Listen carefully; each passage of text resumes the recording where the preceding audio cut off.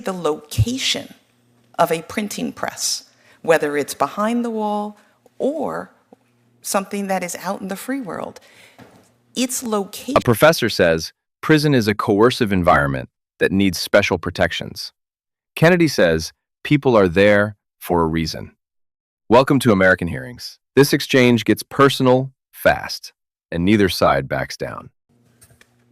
And I'll say this, Professor, I was struck, Professor Armstrong, you keep talking about coercive context, that the prisoners are working in a coercive context. It's prison. Prison is a coercive context. And people are there for a reason. And I think you're in la-la land if you don't recognize that. Sure, you can respond.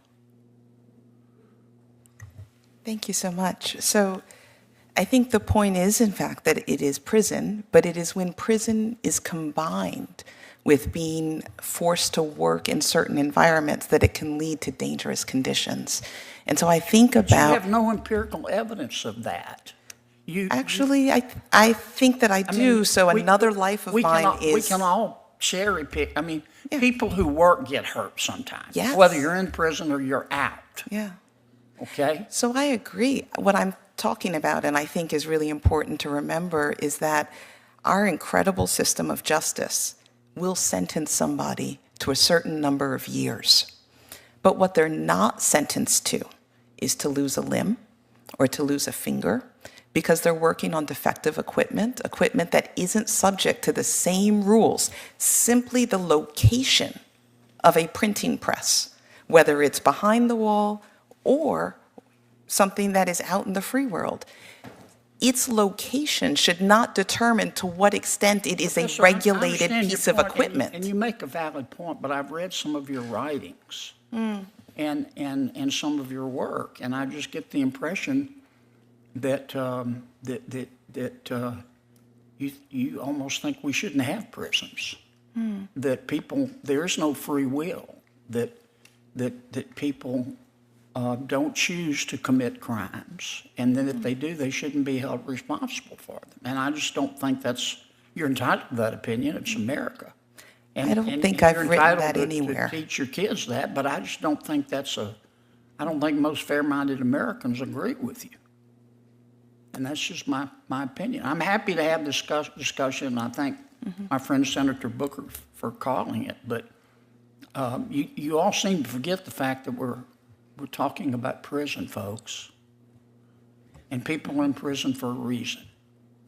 And they're there. No, ma'am, Ms. Turner, I'm going to have my say. I understand the ACLU position. I'm glad you're not in charge, because we'd have a lot more people hurt in this country.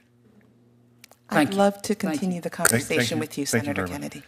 Welcome back to American Hearings. This is a genuinely sharp ideological clash, rather than a one-sided grilling. The professor's core argument is narrow and specific. Regardless of where a piece of equipment sits behind a prison wall or out in a regular workplace, its location shouldn't determine whether basic safety regulations apply. Someone sentenced to years in prison wasn't sentenced to lose a finger on defective machinery.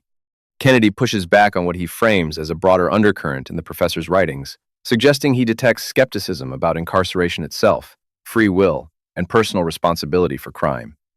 The professor never explicitly says that, and the framing becomes the most contested part of the exchange.